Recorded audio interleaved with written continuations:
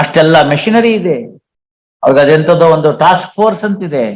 ಅದಕ್ಕೆ ಹೊಸ Scorpio jeep ಕೊಟ್ಟಿದ್ದಾರೆ. 300 ಲೀಟರ್ ಡೀಸೆಲ್ ಪ್ರತಿ ದಿವಸ ಹಾಕಿಸ್ತಾರೆ. ಅದು ಎಲ್ಲಿ ಓಡಾಡುತ್ತಪ್ಪ ಅದು?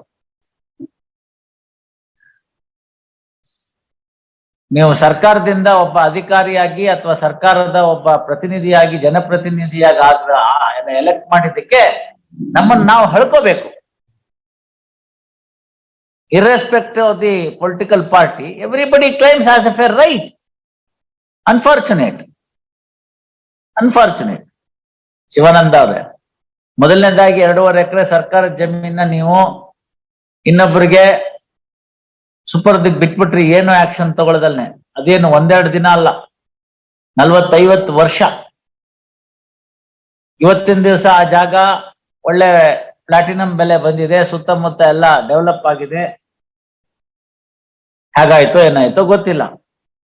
ಇವರು ಮೊದಲನೇ ದಿನ ಜಾಗಕ್ಕೆ ಬಂದಾಗಿಂದ ಹಿಡಿದು ಇಲ್ಲಿಯವರೆಗೂ ಆಗಿರ್ತಕ್ಕಂಥ ಎಲ್ಲ ಅಧಿಕಾರಿಗಳು ಜಾಗದ ಮೌಲ್ಯ ಎಷ್ಟು ಅಂತ ತಮ್ಮ ಶೇರಿನ ಪ್ರಕಾರ ಕೈಯಿಂದ ಜೋಬಿಂದ ದುಡ್ಡು ಹಾಕಿ ಕೊಡ್ಬೇಕು ಅಂತ ಆರ್ಡರ್ ಮಾಡಿದ್ರೆ ಸರಿ ಹೋಗ್ಬೋದೇನು.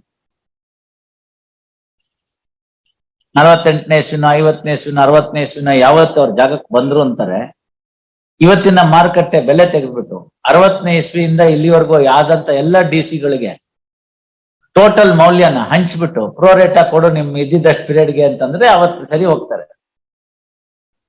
Day will come, I tell you, such a day will come fast.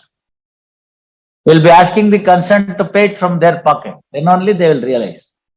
ನಿಮ್ಗೆ ಇಷ್ಟು ಮೌಲ್ಯದ ಪ್ರಾಪರ್ಟಿ ಹೋಯ್ತಲ್ಲ, ಇದ್ದಂತ ಪ್ರತಿ ಡಿಸಿಗಳು ಇದಕ್ಕೆ ಗಮನ ವಹಿಸಿ ತೆಗೆದುಕೋಬೇಕಾಗಿತ್ತಲ್ಲ. There were provisions of law which provided an action to be taken by each of the deputy commissioners who presided over that particular office over a period of time from the day that they entered into the land until today. Suo moto. And inaction thereof. Why should not we penalize them? ಪ್ರತಿಯೊಬ್ಬರ ನಿಷ್ಕ್ರಿಯತೆಯಿಂದ ಆಗಿರ್ತಕ್ಕಂಥ ನಷ್ಟನ ಸರ್ಕಾರಕ್ಕೆ ಅವರು ಇದ್ದಷ್ಟು ದಿವಸಗಳನ್ನ ಲೆಕ್ಕಾಚಾರಗಳು ಮಾಡಿ ಪ್ರೋರೇಟ ತುಂಬಿ ತಮ್ಮ ವೈಯಕ್ತಿಕವಾಗಿರ್ತಕ್ಕಂಥ ಹಣದಿಂದ ಅಂತ ಯಾಕೆ ಕೇಳಬಾರ್ದು? ಕೇಳಿದ್ರೆ ಅವತ್ತಿನ ದಿವಸ ಸ್ವಲ್ಪ ಸರಿ ಹೋಗ್ಬೋದು.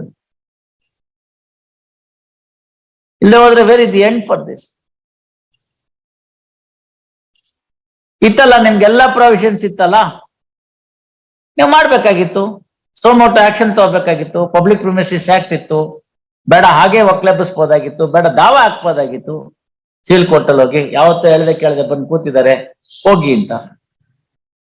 ಏನೂ ಮಾಡ್ಲಿಲ್ವಲ್ಲ.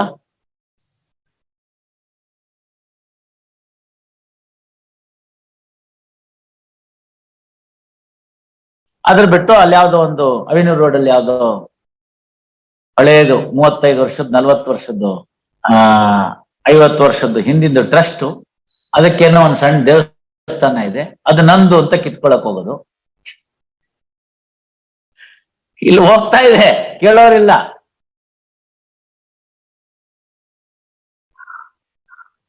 I had conducted that litigation. Small premises,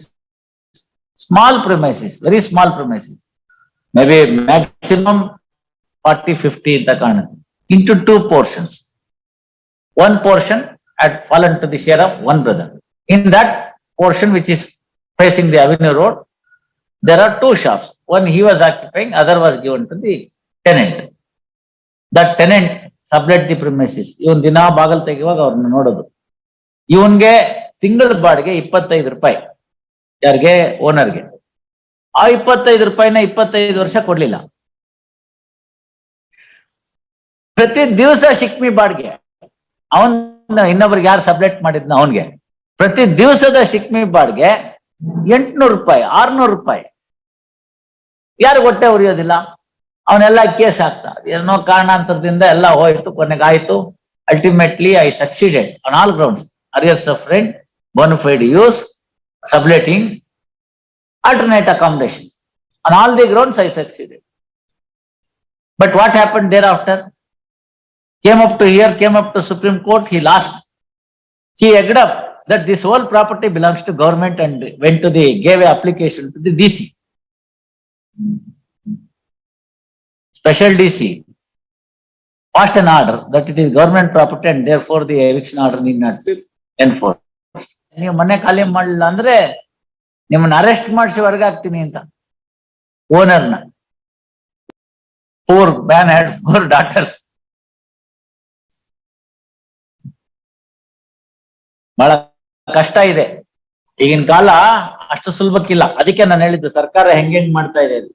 all right, ನಾಳೆ ದಿನ ಅದಕ್ಕಾಗಲ್ಲ ಅನ್ನೋದು ಇನ್ನೊಂದೇನ್ ಗತಿ. ನೀವು ಅಲ್ಲೆಲ್ಲಾರನ್ನು ಸಮಾನರು ಅಂತ ಕೇಳೋದೇನು, ನಂತರ ಇವೆಲ್ಲ ಮಾಡೋದೇನು, ಅತ್ತೆ ಹೊಡೆದ ಪಾತ್ರೆಗೆ ಬೆಲೆ ಇಲ್ಲ ಅಂತ ಗಾದೆ. ಅದು it will take us back to the good old days where the people use to say king can do no wrong. ನೋಡಿ, ಇದೆಲ್ಲ ಅಷ್ಟು ಒಂಥರ ಸೂಕ್ತವಾದಲ್ಲ. ನೋಡಿ, I can persuade your friend to give some portion and put an end to this, quietus to this litigation. Yes, Mr. Chandrasekhar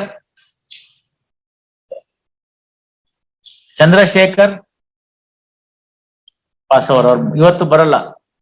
ಇನ್ನ ಎಷ್ಟು district ಇದೆ ಕರ್ನಾಟಕದಲ್ಲಿ? ಚಿತ್ರದುರ್ಗ ಬಿಟ್ಟು ಇನ್ನು 30 ಇರ್ಬೋದು. ಈಗ 31 ಜಿಲ್ಲೆ 30. ಅಲ್ಲಪ್ಪ, ಜಿಲ್ಲೆ ಎಷ್ಟಿದೆ ಅಂತ ಹೇಳ್ಬೋದಲ್ಲ ನೀವು? ಯಾದಗಿರಿನೂ ಸೇರಿ ಜಿಲ್ಲೆ ಎಷ್ಟಿದೆ ಅಂತ ಹೇಳ್ಬೋದಲ್ಲ? 30 ಇದೆ.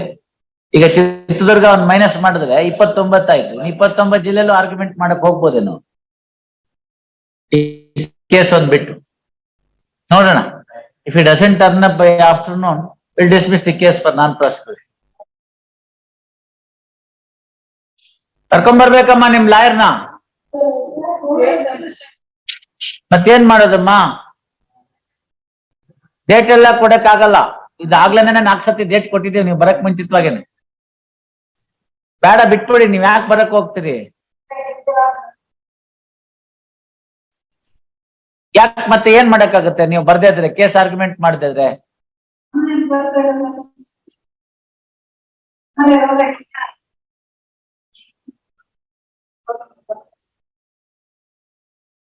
ಸಮಯ ಕೊಡೋದಿಲ್ಲ. ಮಧ್ಯಾಹ್ನ 2:30 ಕರ್ಕೊಂಡ್ ಬನ್ನಿ,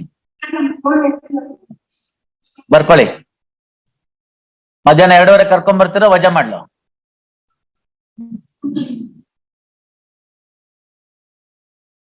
2:30 ಕರ್ಕೊಂಡ್ ಬರ್ತೀರೋ ಇಲ್ಲ ನೀವು ಬರ್ಲಿಲ್ಲ ಅಂತ ವಜಾ ಮಾಡ್ಲು?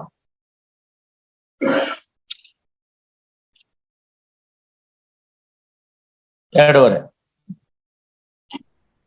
ಸಂತೋಷ್ ಹೋಗಿ. ಹಾ, ಏನಾಗಿದೆ ನೋಡ್ರಿ.